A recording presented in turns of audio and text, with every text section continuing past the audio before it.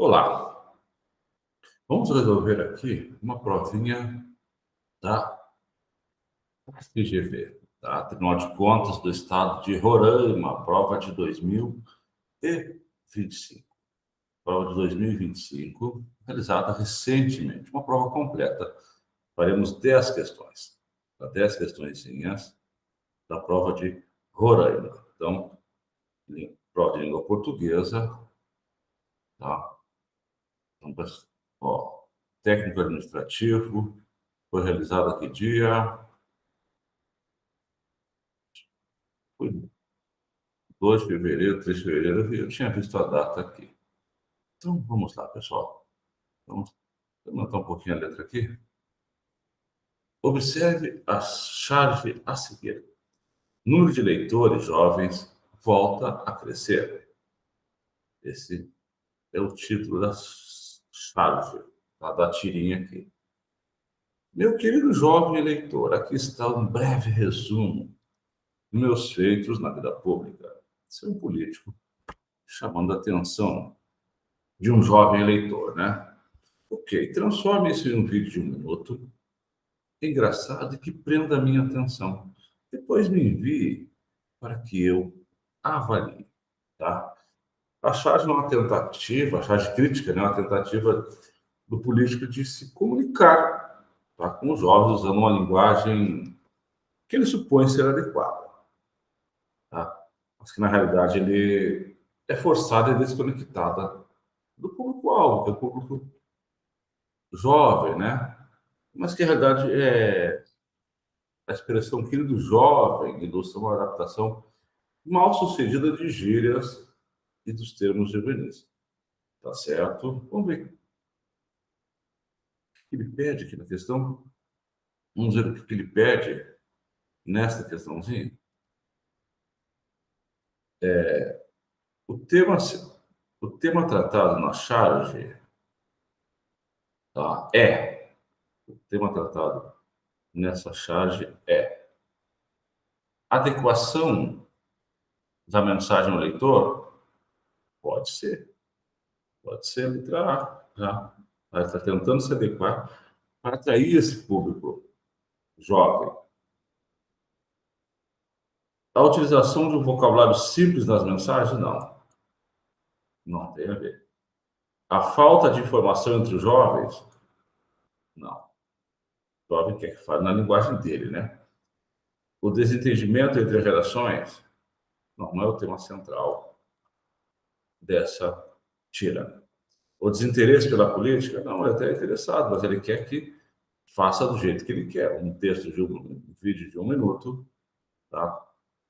Que chame a atenção dele, que seja na linguagem dele e que ele possa prestar atenção.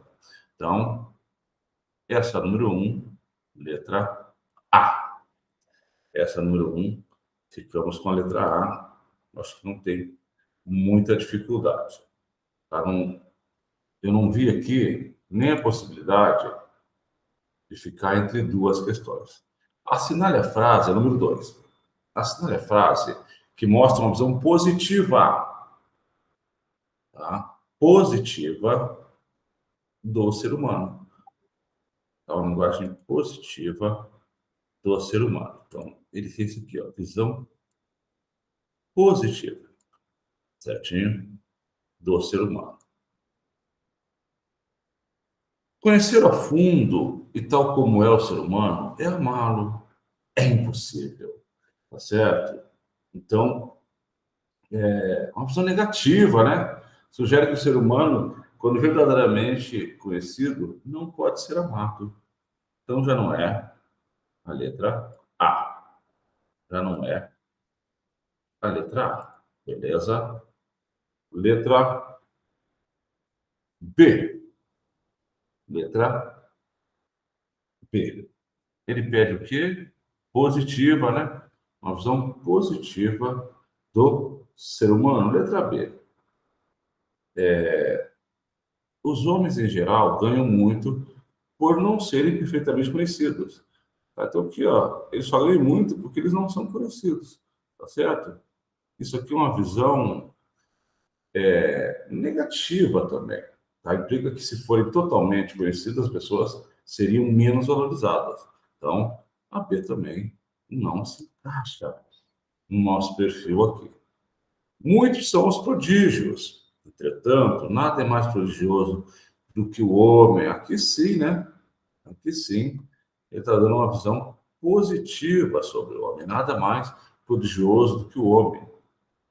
Letra D. Mas o mar já dá ideia de adversidade, né? Homens são homens, e o melhor deles esquece, às vezes, de que é humano, tá? É uma visão cética, né? Um ceticismo. Indica que até os melhores seres humanos falham.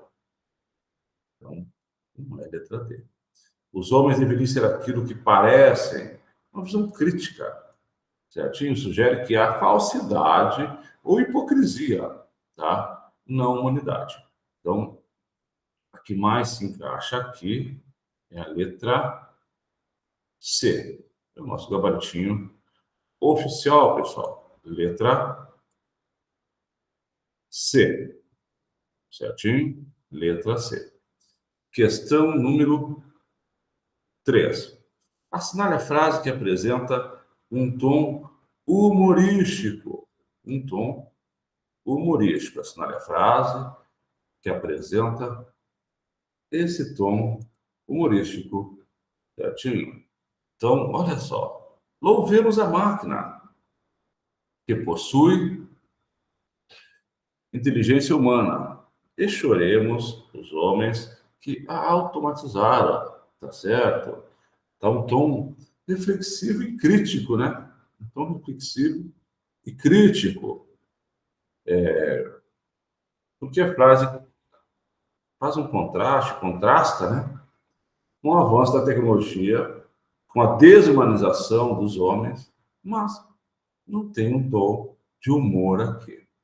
A B. Se quer ser são, lava frequentemente as mãos. Um tom didático, né? É um conselho sobre higiene, tá? Sem intenção humorística.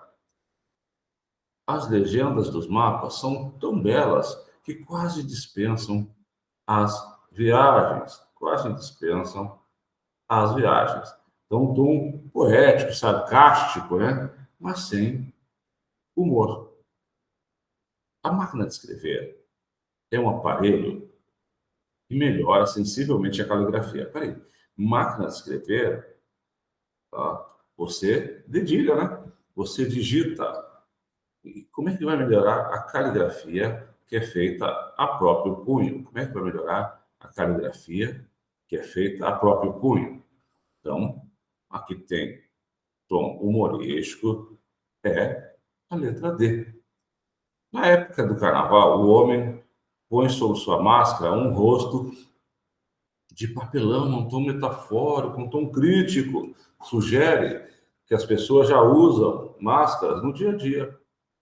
Aqui não tem um humor evidente, não, tá? Não você vê aqui um humor evidente. A número 3, letra D.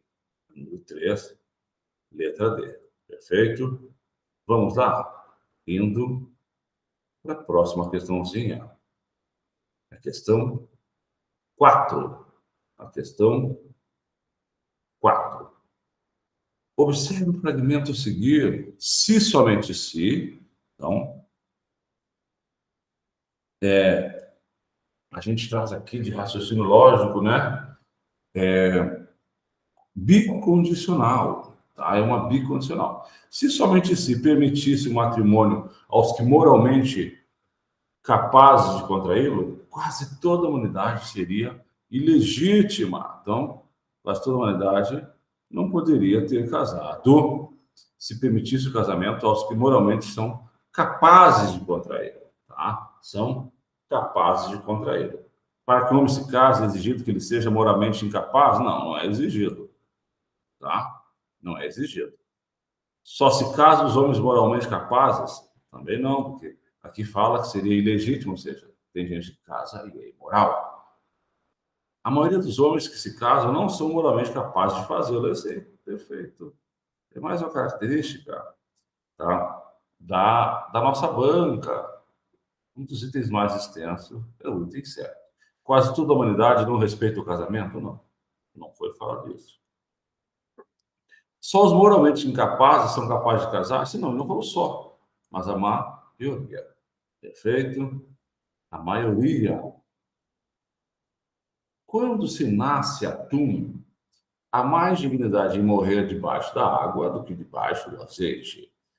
Nessa frase, se substituirmos a oração reduzida, sublinhada, tá certo? Em morrer, reduzindo-a de gerúndio, tá? Então, para desenvolver uma oração é necessário inserir a conjunção ou um pronome relativo, tá? E retirar o verbo da forma nominal. Então, a oração desenvolvida é conjunção mais verbo flexionado. A oração reduzida não tem conjunção, tá? Verbo no infinitivo, no gerúndio ou no particípio. Então, o que mais se encaixa aqui? Vamos ver letrar. Quando se nasce atum, há mais dignidade em que se morra debaixo d'água do que debaixo do azeite. Perfeito, né? Já é logo a letra A. Então, reduzida, tá? A gente, para que ela fique desenvolvida, a gente insere a conjunção ou o pronome relativo. Foi o que aconteceu aqui, tá? Foi o que aconteceu aqui. E retire a forma nominal. Retire-se o verbo no infinitivo e coloque ele conjugado, que se morra. Então, letra A. Letra A. Então, a gente nem precisa perder muito tempo, né? Letra A.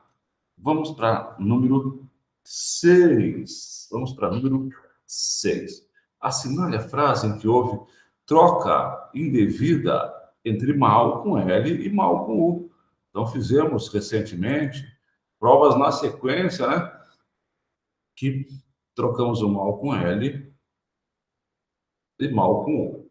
Então, vamos lá. A gente tem que mal com L é o contrário de bem, mal com U é o contrário de bom, tá? Antônimo é o oposto de bom.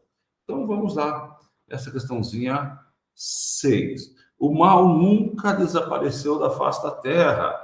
Então, eu coloco aqui o bom ou bem. O bem nunca desapareceu da face da terra. Então, essa aqui está correta.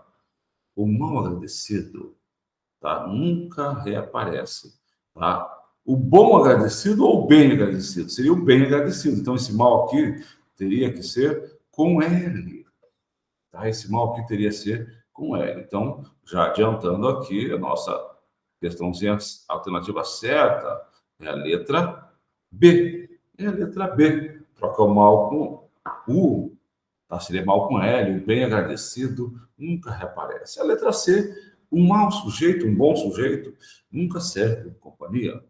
Trabalhar bem é um problema do mal operário, tá certinho as duas espécies de mal. O juiz foi acusado de escrever mal, o juiz foi acusado de escrever bem. Então, aquela que mais se encaixa nessa nossa questãozinha 6 é a letra B, tá? Porque ele quer a indevida, ele quer a incorreta. Então, tome muito cuidado, mas a FGV faz questão de grifar, tá, o que ele quer. Se ele quer certo, ele nunca escreve certo e errado. Ele fala a incoerência, que é contrário de coerência, a inadequada. Tá? A gente tem que interpretar, tá certo? A gente tem que interpretar a questãozinha. Beleza? Então, vamos lá para a próxima. Vamos lá para a próxima. Ele fala o seguinte: o papel principal da acupuntura, segundo nossa associação, é de regularizar as diferentes energias do corpo humano. Então, ele está falando da acupuntura. Isso pode ser comparado ao sistema, tá? Ao sistema de canalização de água. Você está fazendo uma comparação, mas o mais importante não é o sistema de canalização de água. Logo, tá? Logo, há um excesso de água num dado local do rio. Deve-se abrir as válvulas de certas barragens, a fim de descer o nível da água a um limite aceitável. Tá? A respeito desse texto, assinale a inadequada. Assinale aquela que está errada, pessoal. Tá certo? O texto, o tema principal do texto, ou seja, a ideia central, tá? É sobre acupuntura. O autor mencionou águas dos rios apenas para fazer uma analogia, uma comparação. Então, o tema do texto é controle de níveis de água dos rios. Bem sem vergonha essa aqui, né? É aquela que se faz assim, pô, eu não posso zerar essa prova. E a banca te ajuda. Letra A é errada, é a inadequada. Então, vamos lá. Vamos para a próxima aqui, tá? Vamos para a próxima. O argumentador é representante de um grupo? Sim. Há um grupo que defende a acupuntura. O público-alvo é um leitor interessado em acupuntura? Ok. Você pode ver que A e C são parecidas, então não pode ser nem A nem C. A finalidade do texto é mostrar o papel da acupuntura? Ok. O argumento básico do texto é o tipo comparativo. Então, ele está comparando a acupuntura com os níveis de água de um rio, tá? Mas confunde um pouco, né? Tem que tomar muito cuidado para não errar uma questãozinha dessa, que ela é bem tranquila, tá? É aquela questão que o avaliador coloca assim, esse cara não pode zerar essa prova. Então, vou fazer uma questãozinha bem simples aqui para ele. Vou fazer uma questãozinha bem tranquila, beleza? Vou fazer essa questão, aquela para não zerar. Vamos zerar 8. Tá? Assinale a frase em que apresenta inter, intertextualidade, ou seja, intertexto, uma com a outra. O intertexto se refere à relação entre diferentes textos e como eles se influenciam mutuamente. Isso pode ocorrer através de citações, referências, paródias, tá? Ou até mesmo pela presença de temas de estilos semelhantes, de estilos semelhantes, tá certo? A ideia é que num texto completamente original, mas sim um diálogo com outros textos que já existem. Essa interação enriquece como é que eu podia dizer para vocês, a interpretação e compreensão das obras, permitindo que os leitores percebam conexões, tá, que elas estão ligadas, e significados mais profundos. Alguns exemplos que eu posso trazer para vocês aqui, tá, de intertexto, citações literárias. Em Dom Casmurro, Machado de Assis, há referências a obras de outros autores, como Shakespeare. Tá? Essas citações ajudam a construir a profundidade das personagens e as suas emoções. A paródia, o filme Todo Mundo em Pânico, por exemplo, né, é uma paródia de diversos filmes de terror. Ele utiliza elementos e cenas de obras conhecidas, criando um novo significado e humor a partir delas. Referências culturais, exemplos também de intertexto. A música de Cazuza faz referências a outros artistas e eventos históricos, conectando sua mensagem a um contexto mais amplo da nossa cultura, da cultura brasileira. Tá? A reinterpretação de mitos, tá? O livro O Nome da Rosa, de Humberto Eco, faz um diálogo com a tradição literária medieval e com obras filosóficas reinterpretando temas clássicos de forma inovadora.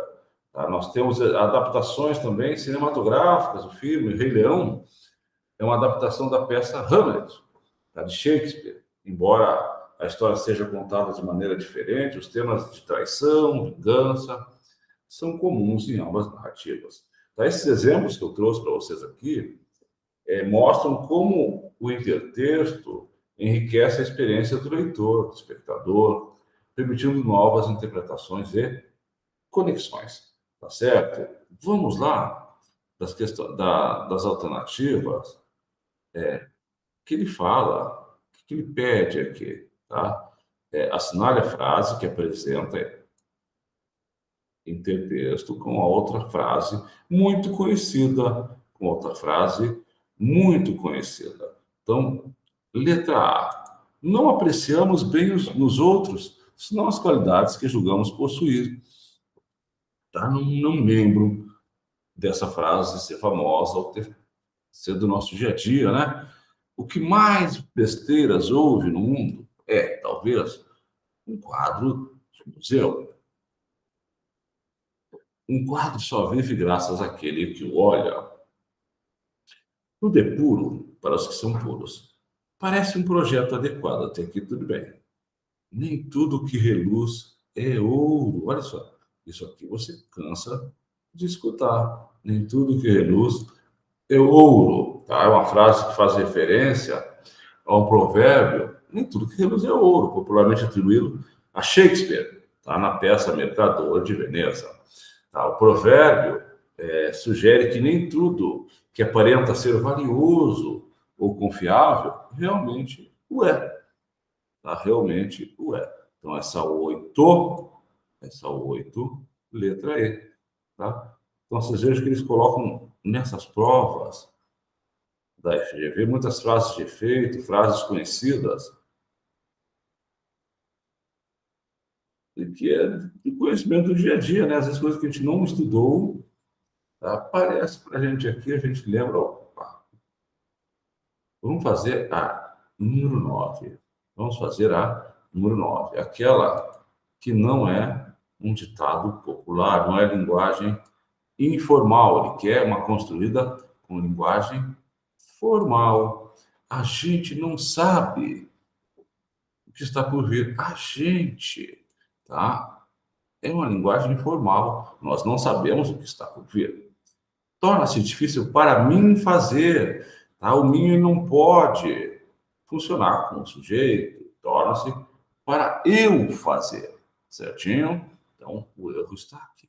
A raça humana não suporta muita realidade. A raça humana é sujeito, não suporta o verbo aqui, ó, na ordem direta, sujeito, aqui é o verbo e aqui o predicado. Não suporta o quê? Muita realidade. Então, na ordem direta, a realidade é de real, de realidade, um adjetivo, muito um advérbio, que modifica um adjetivo. Então, aqui, por enquanto, perfeito. Me deram. A gente não começa a oração por um pronome oblíquo, tá? Isso que a gente estuda em colocação pronominal. Então, deram-me preocupações. Então, aqui é linguagem informal, aquela do dia a dia, aquela que você tem um bate-papo. Tem muito, aqui o tem, tá?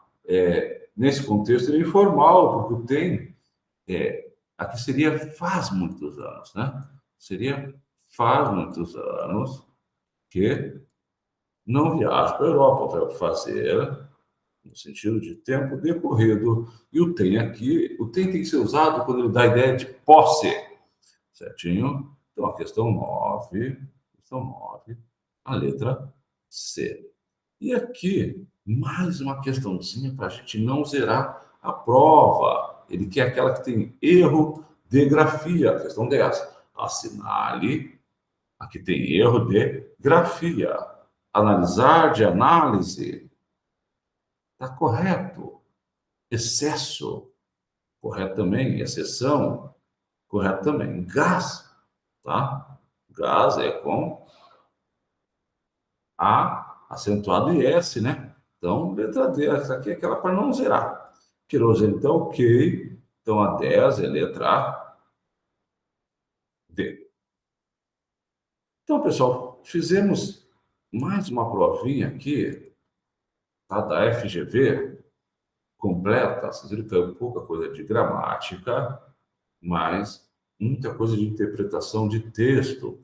Eles têm colocado muitas citações bíblicas nas provas dele. Geralmente, as questões de interpretação, você acha 3 alternativas absurdas e fica em dúvida em 2. Aquelas 2 a gente tem que ficar testando para ver qual que é mais correto, aquela que está menos errada. Beleza? É isso aí.